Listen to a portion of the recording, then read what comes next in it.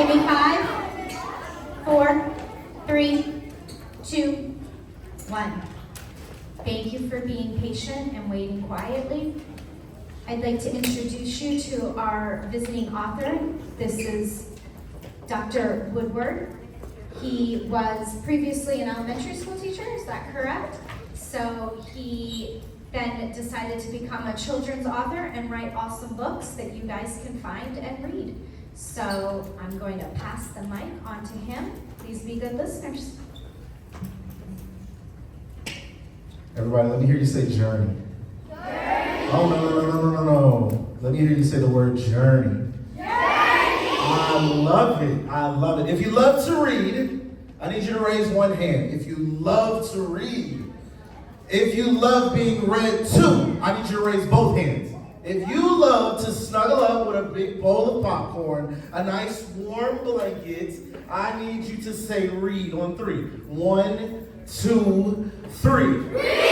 Oh, you can do better than that. You can do better than that. I need you to put your hands down. Now I need you to match my voice.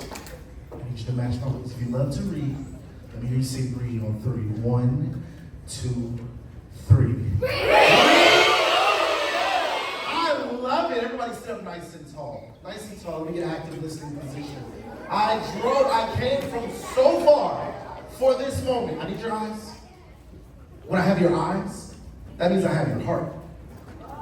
And I promise, I'll be gentle. I promise. Because growing up, I fell in love with literature. It took some time. It didn't happen overnight. I wasn't the strongest reader growing up, but I knew that if I continued to try and I refined my craft every day, we get better and better. Everybody say better and better. Every day we get what? We get better and better. Let me say better and better. Oh, yes. Ladies and gentlemen, it doesn't matter what time of day it is. If you love to read, you've got to turn it on. You've got to. You got to flip that switch. Yes. Let me hear you say flip that switch. Flip that switch. You have to. There's something special about the joy of reading. And sadly, many people will not tell you how incredible it is. What a privilege, what an honor it is to learn to read. I'm so thankful for this moment. I'm so thankful to have your time. Teachers, thank you so much for this bit of instructional time. I know every moment and every minute matters with a child. And to be in front of you all is nothing short of a pleasure. Can everyone say journey? Journey! Oh, come on now, Green Acres. Can everyone say journey? Oh, yes. I want them to hear us. I want everyone to know the power of an education and the power of reading and where it can take you. Are you a strong reader? Do you believe? Can everyone say believe? Believe. You've got to believe, my friends. You have got to believe in yourself. When it comes to the power of literature, know that you control how good you can become. So I'd love for us to go on a journey just for a moment. I want to do 2 things. Did you all know 3rd grade? Don't tell anybody. Don't tell anybody. You know 3rd grade is my favorite grade level? It's my favorite grade level. Don't tell the other grades. There's something special. There's something so special about the books that you are introduced to. The transition from picture books to what? To chapter books. Yes. Everybody say chapter books. Oh, yes. I know some of you may look and say, whoa, that's a big book. And there aren't any pictures in it, but it's okay. Because if you believe in yourself, you can do anything. I promise. I promise. So, we've got a little bit of time together. I'd love for us to go on 2 journeys. We're going to go on one journey to begin with. There's something so very special. There's something so very special about the mighty monarch butterfly. Did you know that there are no 2 monarch butterflies that are the same? Each monarch butterfly in this world has their own set of wings to claim. They are unique. They are special, just like each and every one of you. None of you are the same. Some of you may be similar, but none of you are the same. Each and every one of you has something special about you, just like the monarch butterfly. So I love to give things away. I love free 99.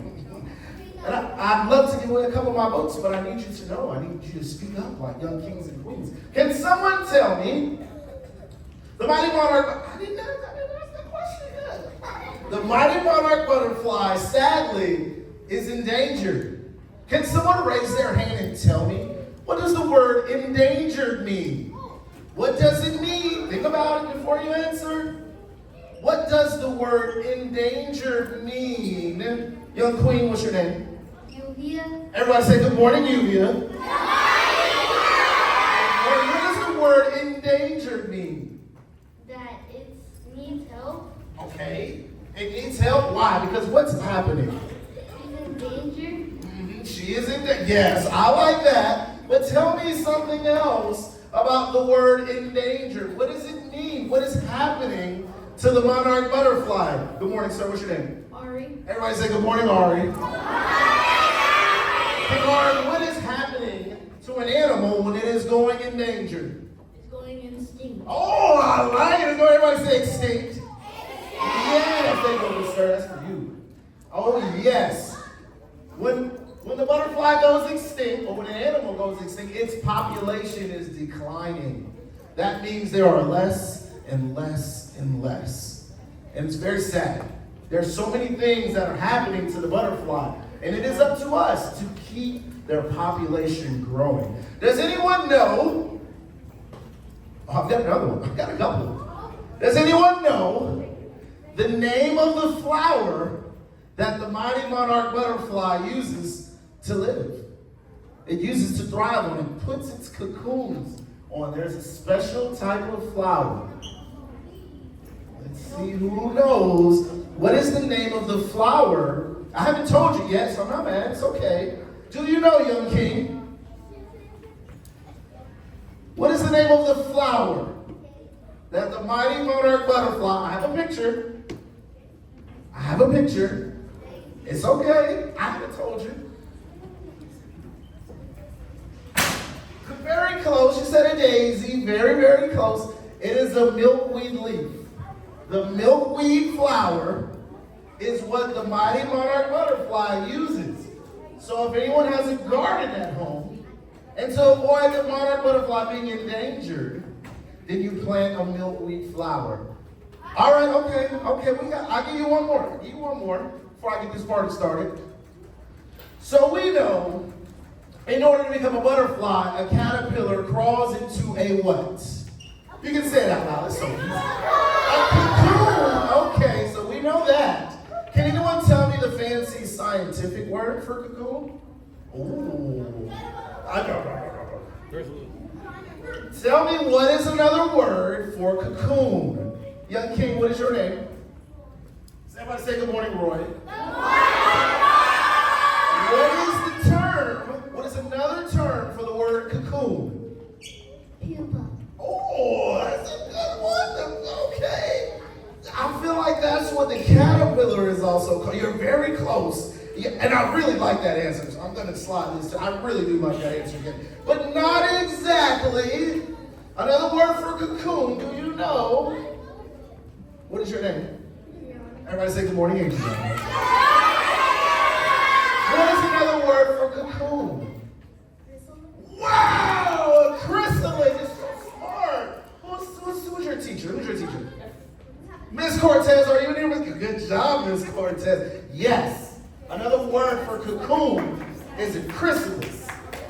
When we get to the story, I want you to show me the chrysalis so you can impress your mom and dad, anybody else. When you see a chrysalis hanging from a milkweed leaf, you know that that's a better word for cocoon. See, I like to use spicy vocabulary. We don't like to just use second and first grade words. We're no longer in second and first grade. We speak like the third graders and soon to be fourth graders that we are. Can everyone say journey? Journey! Oh, are we ready to go on this journey? Yeah! All right. Well, I got one more book I want to give away. Got one more book. And if you have a book, I want you to share. I want you to share with somebody in this area. Okay, I'll give you another fun fact, another Snapple fact about the monarch butterfly. Did you know?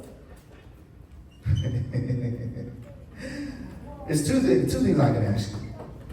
The mighty monarch butterfly comes from all over North America, Canada, New England, Oregon, California, and they all go where? They migrate.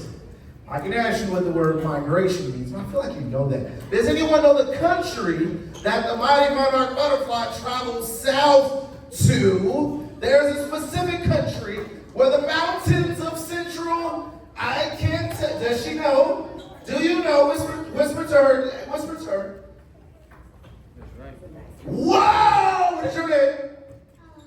Everybody say good morning, Alejandra.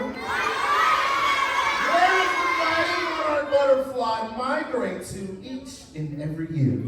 Mexico. To Mexico! Great job. Great job. No one knows why. I need your eyes. I need your eyes. I need your eyes. If I have your eyes, your mouth is closed. I need your heart in this moment. I promise I'll be gentle. I promise.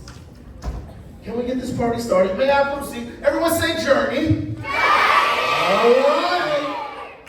Let us do this. If you have a book, please share. If you don't have a book, that's okay. Notice I don't really like to sit down. I like to move around to make sure everyone is watching me. So we have The Mighty Monarch Butterfly, written by me, Dr. Michael Woodward Jr. Can everybody whisper journey? Journey. Never quit, never give up, never ever believe. Never ever stop believing. Can I ask you, what happens? What happens if a butterfly gets lost? What happens if they get separated from their family? What happens if everyone seems to leave just one butterfly behind? Do you give up? Do you sit down and cry about it? You may shed a tear. It's okay. You may, oh my gosh. But you gather your strength and you get up and you finish what you started. Let's go on this journey just for a moment.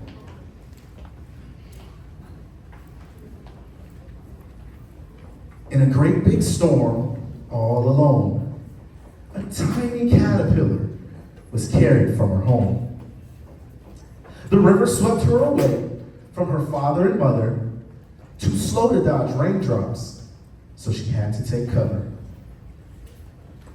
How do you think the caterpillar feels in this moment? You can say it out loud. Scared, sad, I love it. Nervous, ooh, nice. Anxious, I like it. So she climbed up high out of the water's reach, wrapping herself in a milkweed leaf. Her days on the river soon came to an end as she found her cocoon was beginning to open. Can someone point to the chrysalis? Where's the chrysalis in this picture? Can you point to the chrysalis? I love it. Can you point to the chrysalis? Where is the chrysalis?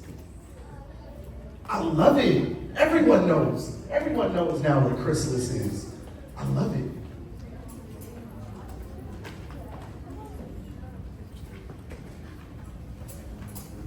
What's going to happen next? What does the caterpillar turn into after they leave the chrysalis? You can say it out loud. A butterfly! She's so beautiful, isn't she? Free from her silk, she appeared before the world. No longer a caterpillar, but a mighty monarch butterfly girl. She's so beautiful.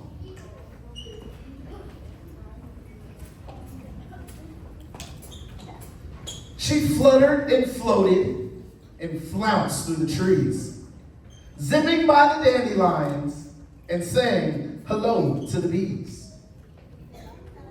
She soon met a toad who sat atop a lily pad. I think I'm lost. Have you seen my mom and dad? The old toad groaned and shot out his tongue. I have not, but you can stay if you like, so you are no longer alone. Everybody say stranger danger. Oh, no. I don't know if the butterfly should stick around in this moment. Without another word, she spread her wings and took flight. But soon she was met with a terrible sight. Empty cocoons, she said, voice shaking with fear. It's a clue my family must have been here. As tears began spilling from the butterfly's eyes, a voice above cried. A voice above called and said, hey, what's making you cry? Burrowing her face in her wings, she let out a moan. My whole family is gone, and now I'm all alone. How do you think the butterfly feels in this moment? Say it out loud. Sad. How do we know? Think about it. How do we know? Using her nonverbal cues. Sometimes people will show you how they feel without telling you. How does the butterfly feel? And you know she's sad. How do you know she's sad? What is one thing that shows that she's sad? Because she's crying. That's one thing. What about something else about the butterfly? What is something that shows you the butterfly is sad in this picture? Evidence from the illustration. What is something about the butterfly that shows she is sad? Her face, okay, her face. What about what's on top of her face? On top of her head. Yes, I like it. He said the antennas are drooping. I love it. Great word. Great spicy vocab. That may be, the fly said, but you can fly too. Follow their scent. Just believe in yourself. Follow their scent and pursue. The butterflies tingled as she smelled a familiar scent. Something smells like me. It has to be them. They were here and over here too. If I keep going, maybe I'll find them soon. Follow your instincts, said the fly from his milkweed perch. So long, butterfly. Good luck on your search. Tell me about this fly. Is this fly a nice guy? Oh, what is the fly doing to the butterfly? What is he doing? Yes, sir. What is he doing? He's helping the butterfly. I'm looking for a word. There are a couple of words. The fly seems to be making or helping the butterfly feel good. What is the butterfly doing? What is the fly doing to the butterfly? Encouraging. Woo, everybody say encouraging. Everybody turn to your neighbor and say encouraging. You have to encourage one another. You have to. Sometimes we need a little bit of strength. We need a little bit of nudge from one another. She flew until her tired wings forced her to rest atop a golden bridge to catch her breath. What's a butterfly doing here? A seagull wanted to know. He had never seen such a beautiful bug up close and personal. I'm looking for my family. Have you seen them fly by? You must mean the swarm that nearly knocked me out of the sky. It was them, said the monarch, with a surge of hope. I've got to keep going. I just can't sit here and mope. Using your context clues, what do you think the word mope means? We use our context clues, we look at the words before, we look at the words after, to determine what this unknown word is. I'll repeat the line. It was them, said the monarch with a surge of hope. I've got to keep going. I just can't sit here and mope. What do you think the word mope means? To do what?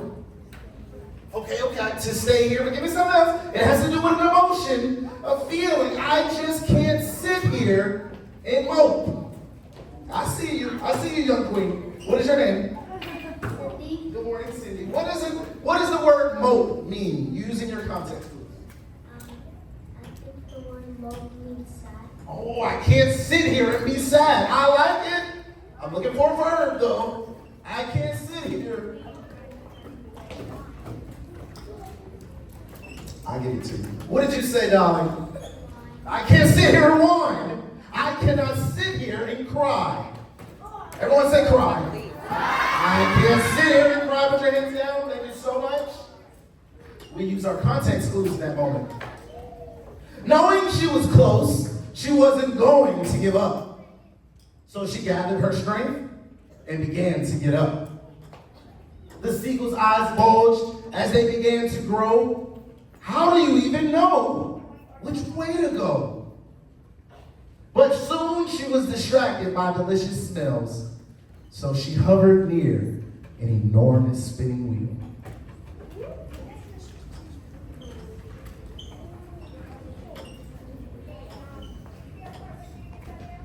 I wish I had a family, said a really soft voice. I've always been on my own. It's been my only choice. But you can stay if you'd like, the salamander said in a whisper. I'm sure your family will be back, because it seems you just missed them. The salamander crawled closer while licking its lips. Its suction-cup tongue ready to grip. What's about to happen? What is this salamander trying to do? You can say it out loud. Oh! What should the butterfly do? I get y'all every time. Run away, the butterfly has wings. What should the butterfly do? Fly away. Every school I get y'all, every school. The butterfly should fly, it should leave. With her antenna rising in fear of being munched, the butterfly left quickly, feeling she was about to be lunched.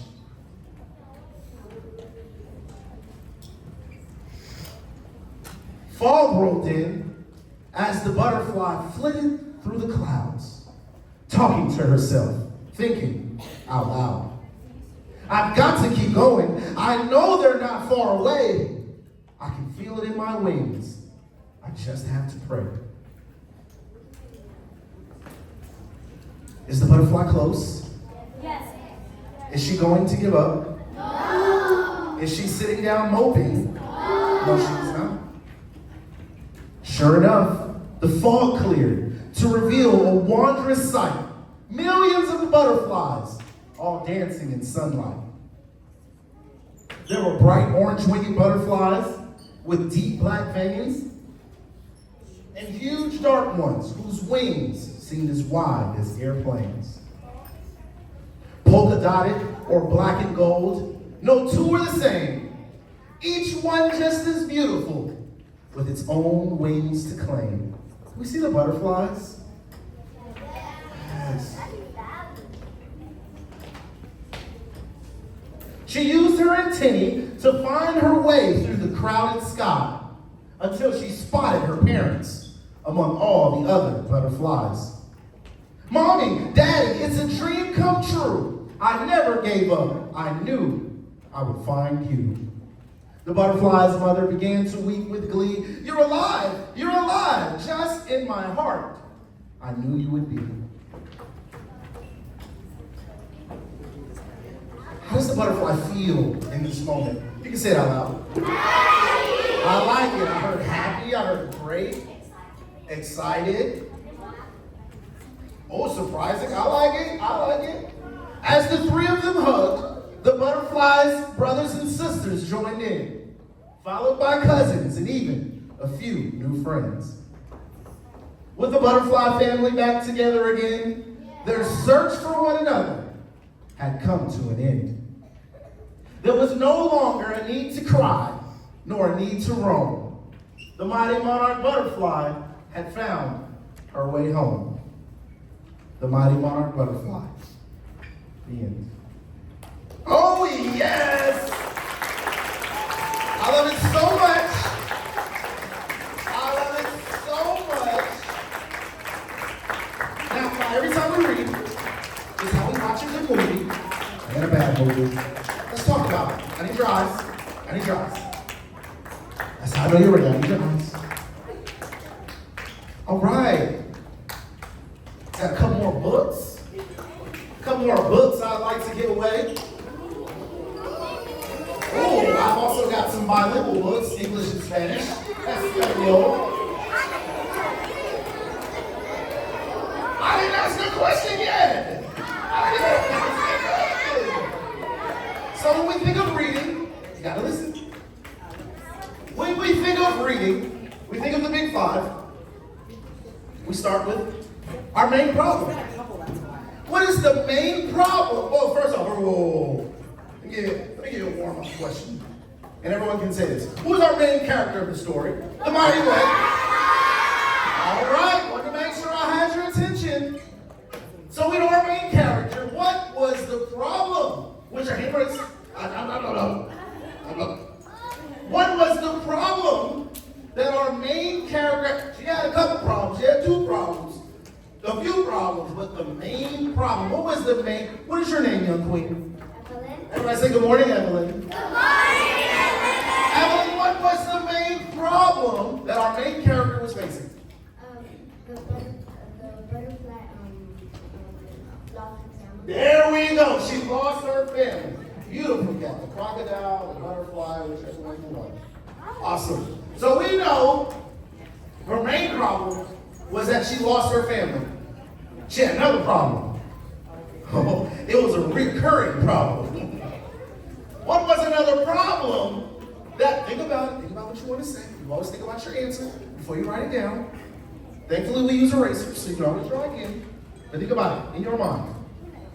What was another problem our main character was facing throughout the story? What is your name, young king? Axel. Everybody say good morning, Axel. Good morning, good sir. What was another problem our main character was facing, sir? Oh my God, there's so many things that were trying to eat the butterfly. All right, we have our main problem, we have our main character, the solution. Clearly, we know she found her family. But what part of her body did she use to find her family? What is the appendage that the butterfly has that she used to find her family? I'm going to show some love over here. Think about what you want to say. This is the solution to our story. How did she find her family? What did she use? She used her wings. Okay, yeah, she used her wings. Give me something else. What else did she use? Help her out, turn to neighbor. What did she use? Young king, what did the butterfly use? Did I give you a book? No, I didn't give you a book. What did the butterfly use to find her way home? She used her smell, but you gotta tell me the name. What does the butterfly use to smell? You gotta tell me the name. Okay, one more time. What did she use? There we go. Good job. She used her teeth. Did you know a butterfly's nose isn't here, it's up here. A butterfly's nose is up here. I like your antennas over there. You got hearts on your antenna. I love it. I love it. Let me see what else I got. I always lose track of the amount of books I give away, but it's okay. I have a conversation with your principal later. It's okay. Give me something else. I am not done.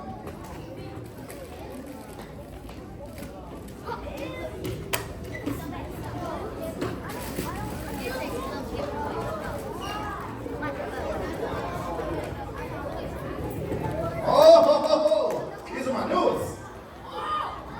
These are my newest. Think about it. So, we have our main problem, we have our main character, we have our main solution. Let's find some supporting details from the story.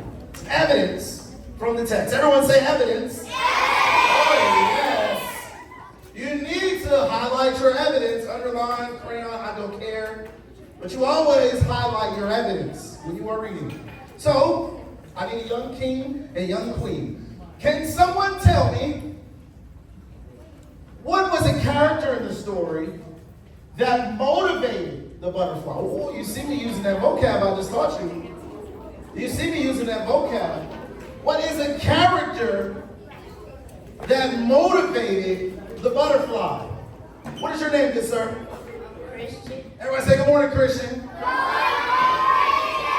What was one of the animals that motivated the butterfly? The fly. Oh, the fly. Great job. Great job, young king. All right. It's not my last one, even though it's the last one in my hand, I promise. Someone tell me. So we know who we identified a friend. What is another friend? You can just say it out loud. What's another friend the butterfly had in the story? The seagull. Yes, great job. The seagull was very kind. He was a little off, but he was very kind. Now tell me a foe. Can everyone say the word foe? Foe. I didn't tell you what the word foe means, but using your context clues, the antonym, everyone say antonym. Oh, I know those third grade reading standards. Oh, I know them. The antonym of friend is foe. Can someone tell me one of the foes? Oh, I'm sorry. I need a young queen. I'm sorry. I got you. I see you. So you already have a book. You got a book. Someone, did I give you one? I didn't give you one. Okay. Someone tell me one of the foes of the butterfly. Give me one foe.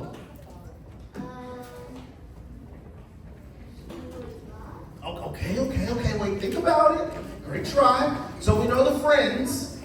We know the fly was a friend. The seagull was a friend. But I want to know a foe.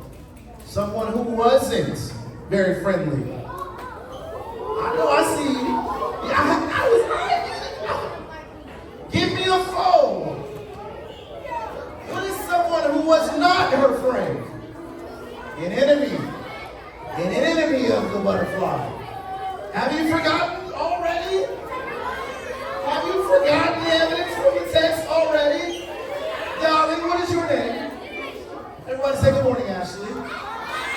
All right, can you tell me a foe of the butterfly, Ashley? The salamander. Great job. Great job. There's another one. Can you say it out loud? Who's another foe? The toad. Yes. The toad. All right. Everyone say journey. Oh my gosh. Gotta gather myself. Who said reading was not exhausting? But that's okay. We don't need to work out from time to time. Just what I need you to sit nice and tall. Nice and tall. We're not done. Oh, no. I need active listening position. So nice and tall. Stand tall. Sit tall. I love it. I love it. Such a beautiful story. But remember, the beauty in third grade is this is one of, if not the most important grade level of all of them. I need you to understand just how important third grade is. Your teachers can only do so much because you must first believe. Can everyone say believe? Believe. No. I need to believe that you believe in yourself. Can everyone say believe? Believe. All right now. I just have to make sure that you believe in yourself. Don't get shy on me. Do you believe in yourself? Everyone say I believe. Everyone say I believe in me. You didn't do the little hand gesture. I believe in me. Are you telling me a story? That's what my grandma used to say, my abuela. Are you telling me a story, Miguel? Are you fibbing? Are you telling me a story? Do you truly believe? That's the question. Do you truly believe? Yeah. You must. Let's really take it there.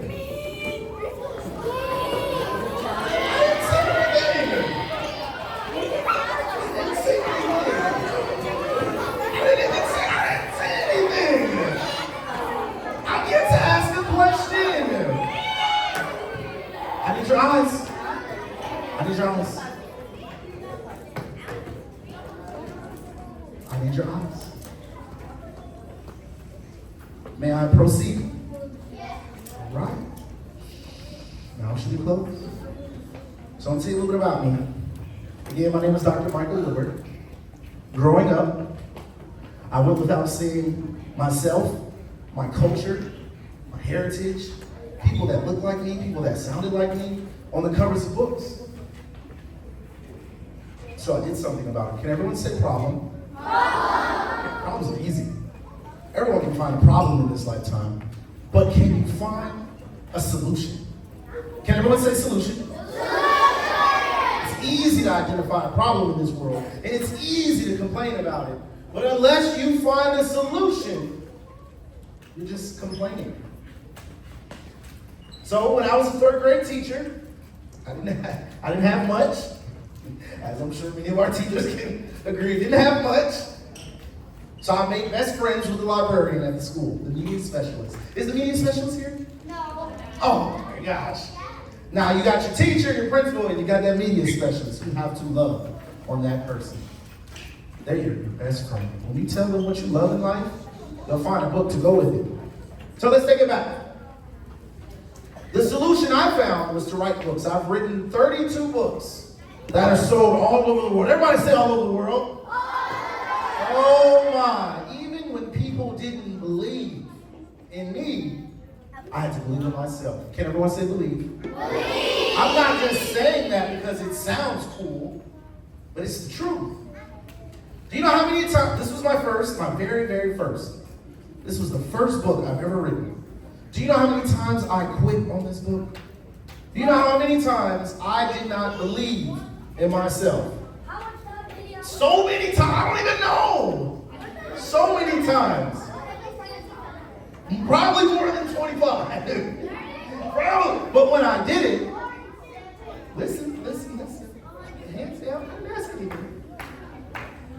But when I did it, I found the strength to believe, to push through. So remember, we can't just, yes, we can read picture books all day. But the joy is in reading chapter books. It is that moment in your life where you believe in yourself to make that transition. And it's not going to happen overnight. It's not. You got to keep trying. So this is what I want you to do. I want to read a chapter.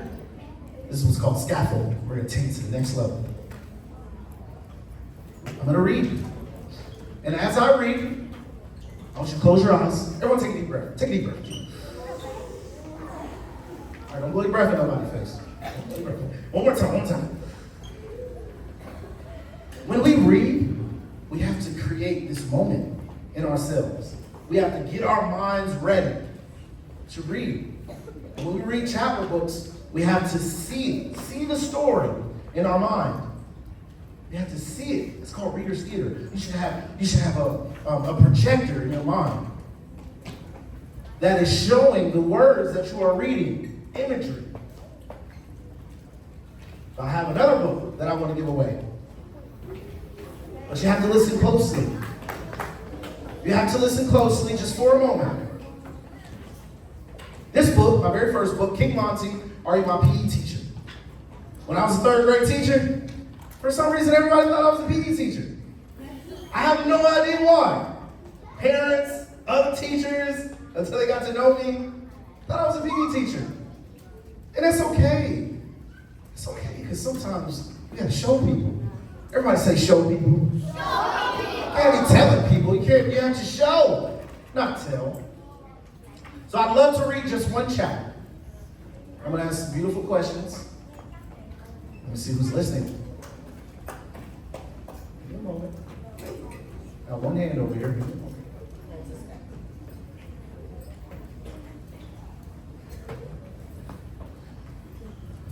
All right, so before we read, we want to do a little bit of pre-reading. We want to think in our mind what's going to happen. One of my favorite things to do when I'm reading a chapter book is to read the chapter topic. And I like to get a feel for what is this chapter going to be about. So chapter 20 is not everyone's your friend. Can everyone say not everyone's your friend? Oh, was the salamander the butterfly's friend? No. But did he try to act like he was? Yes. Was the toad the butterfly's friend? No, he wasn't. So what do we think this chapter is going to be about? Chapter 20, not everyone's your friend. Someone most likely is going to try to be Monty, that's our main character. Monty's what? Somebody's going to try to be his friend, but they're not. But let's find out. Everyone take a deep breath. Oh, yeah. I want you to pay attention to the details. I'm going to ask you some questions to the characters. We're hopping into the middle of the story. I know. I want to see who's really there. Who really loves literature?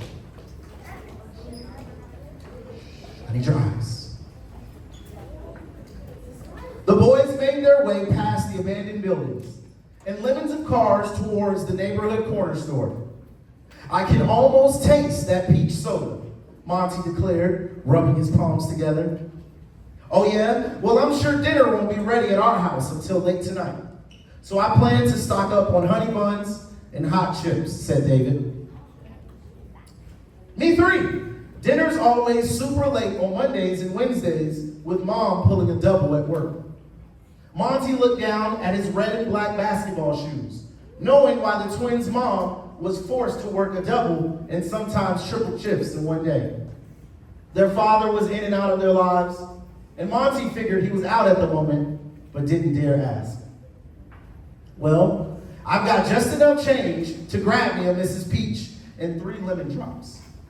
Pressing the stoplight button to cross the busy street, David turned to his older twin brother and said, I might be like a quarter short for everything I want.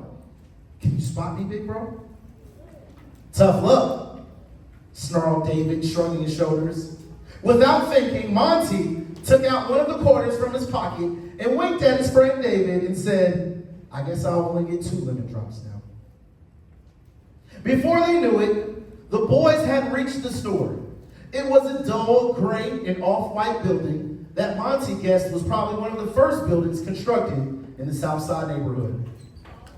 The store did its best to blend in with the surrounding houses, but the people in the crowd all around it always gave, but the people crowded around it at all times always gave it away. There was always someone standing outside of that corner store. Typically around this time of day, the crowd was made up of neighborhood kids from both the elementary and middle school. Parents knew things about the store they didn't like, which was why Monty had been unable to visit it most of the summer. But his parents weren't here now. Let's take a look. What is the setting? What is the setting of this chapter? Where are we? You can say it out loud. Where are we?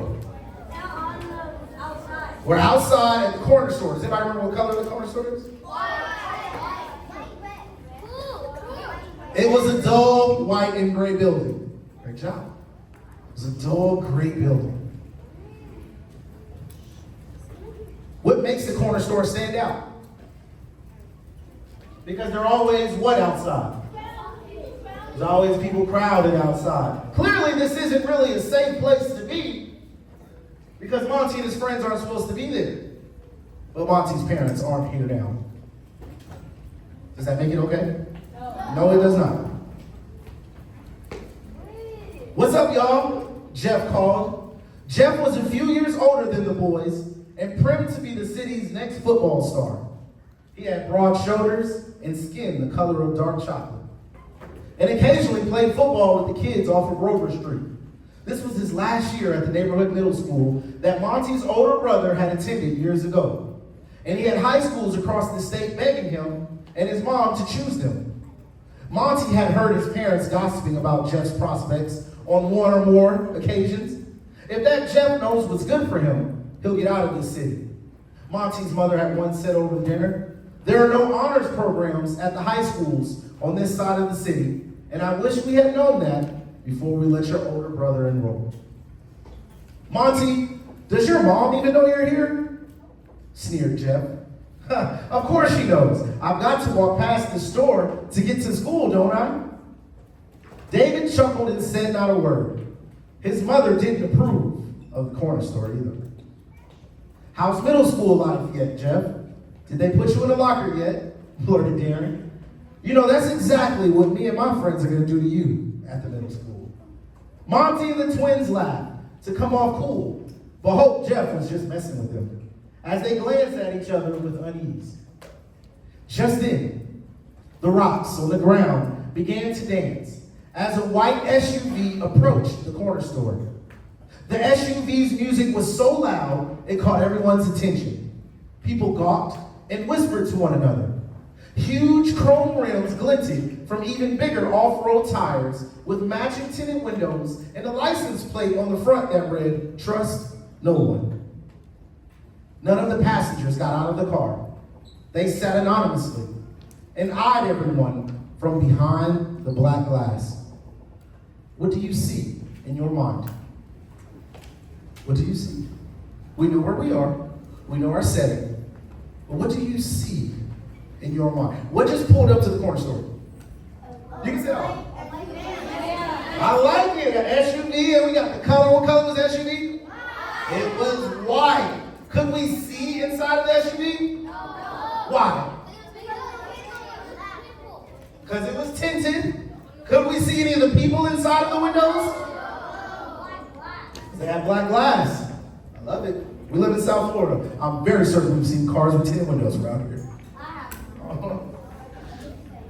How did we know the SUV was approaching the corner store? How did we know? What were some of the details? The music was very loud. What could we see on the ground? Go ahead. Who was it? How did we know? What could we see on the ground? How did we know this SUV was approaching? What was on the floor that began to dance? The rocks were starting to dance. Because the truck was probably so heavy and they pulled up and the rocks were going crazy. "Who's that?" David asked. Monty lowered his voice. "I know exactly who that is. My older brother says to stay away from him, though. I bet I know why. I've got a jet, though. I'll catch you guys on the courts at the park. Stay safe out here," replied Jeff, as he dapped up Monty and the twins and walked away in the opposite direction. As the boys followed Jeff towards the end of the line, the driver's side window slowly creaked down, just enough for the driver to reach his hand out of the window and yell, "Yo, Monty! Come here, little man." Monty slowly turned his head over to his friends, but kept his thoughts to himself. "You want us to come with you? You know who got your back, bro."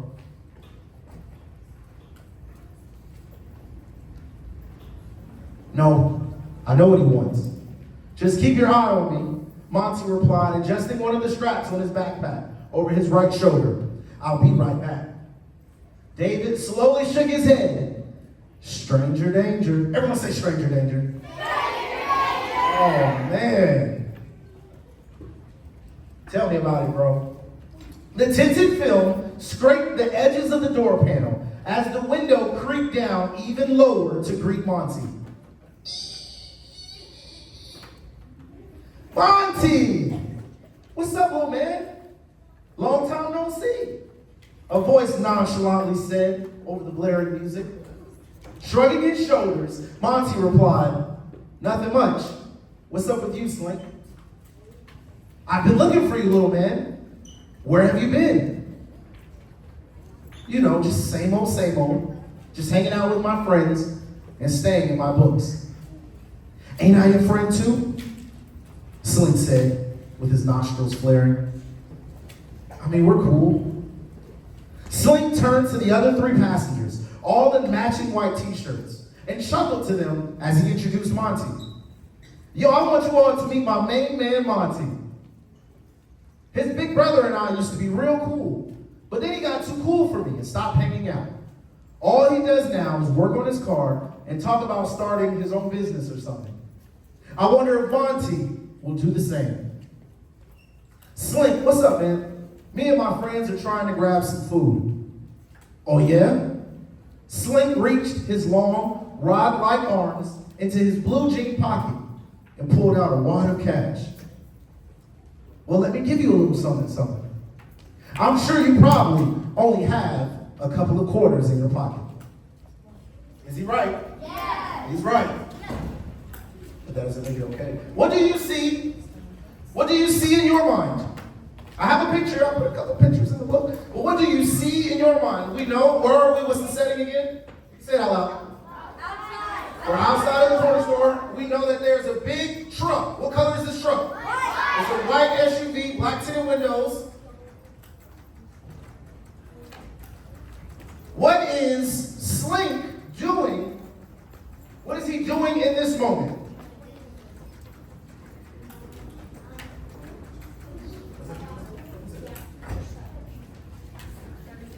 He's trying to give him money. Is that okay? Should we take this money from Slink? No. Everyone say a favor. If he takes this money, they'll probably go him a favor. This is the picture. I do have a picture. So remember, he has long rod-like arms that are hanging out of the truck. They're at the corner store where Monty shouldn't be. For this reason exactly.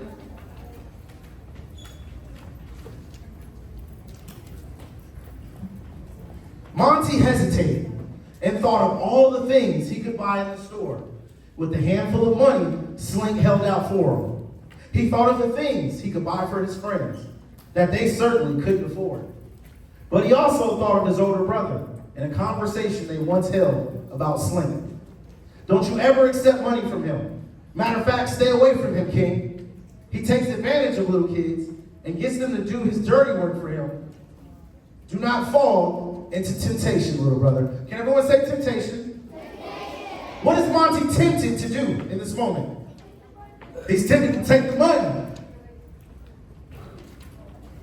Should he take this money? No, he should not. No, he should not.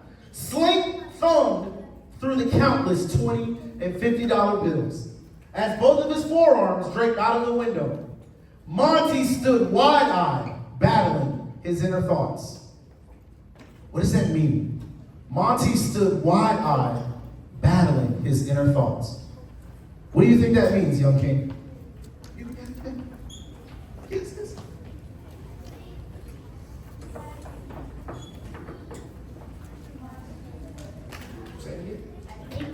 I think he tried to do it, but if I not do it, he's fighting with the emotions. Oh, I love it. He's fighting with his emotions. In this moment, he knows, like, if I take this money, I can use it because I really need it. But if I take this money, I may owe him a favor. We must never fall into temptation. Everyone say temptation. It's everywhere. We're almost there. No, I'm good, Slink. Not used to hearing no. Slink put away his dirty money, gripped his wood-grain steering wheel tightly, and glared at Monty. I know your big brother probably told you some real bad things about me, Monty, but that's the old me. I'm on a different path these days. And if you join me and my crew, you'll soon find out for yourself. I can be your older brother too. That's kind of weird. What does he mean in this context, crew? If you join me and my crew. What does Slink mean? What is another word for crew in this context? His what?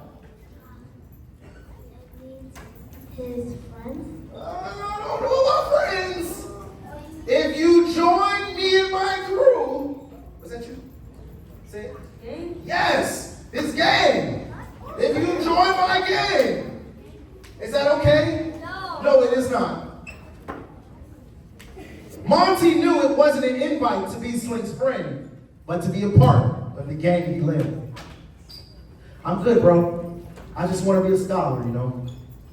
Slink turned his music up even louder as the car air freshener that hung from the rearview mirror began to dance and said, "Think about it, Monty. I'll be seeing you around." Who's our main character in this story?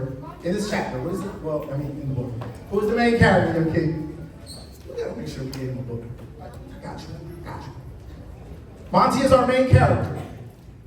In this chapter alone, it's a long book. In this chapter alone, what is Monty's problem? What is the problem that he is facing? What is the problem, yes, sir? He's like,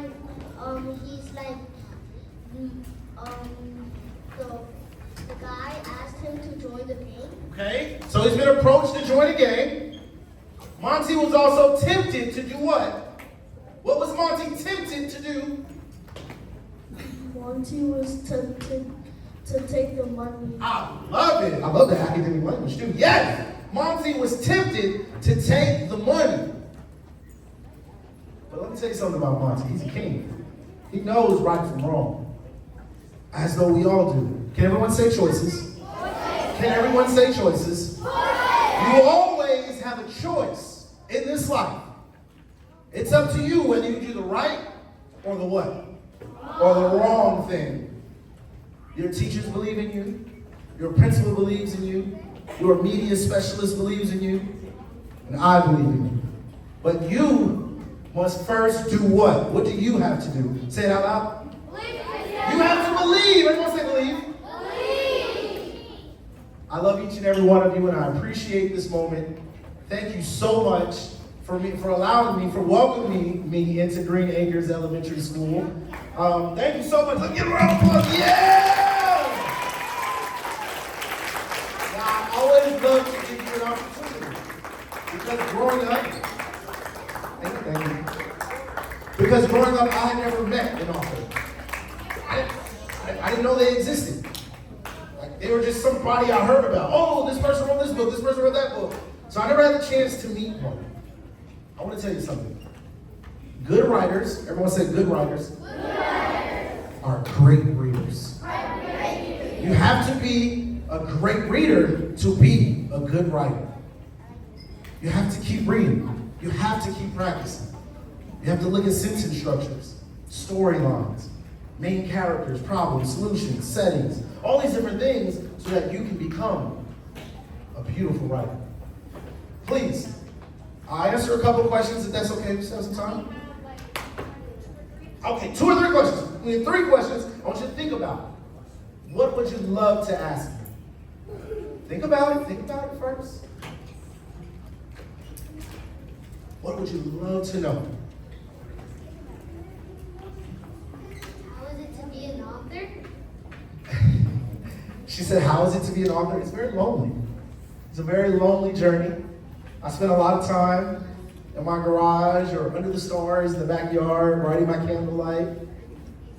I love it though, for these moments, to be able to share with you the joy of literature. I used to just think my teacher was just doing her job. I didn't think there was truly a joy in literature until I myself fell in love with literature. So it is a privilege to do this work. And thank you for that question. And I'll continue to keep writing and, of course, keep reading, because we never ever stop reading. Great question. Give me something else. I got you. What would you like to know, young king? I want a book shoe of your young mom. I got you. I understand. I got you. Give me you, and there was another one over here. Give me something else. Yes, sir. Y'all sit. Still think about it. Yes, sir. How does it feel to be an author? It's a blessing. Can everyone say blessing? It's a blessing to be able to do this work. I'm very thankful. I had to learn to be very, very thankful. Remember, I told you I quit so many times. Writing is not easy. Writing is not easy. I don't ever want any of you to think that it's just so easy. Oh, I'm just going to write this essay. I'm going to write this paragraph. It's supposed to be a little challenging.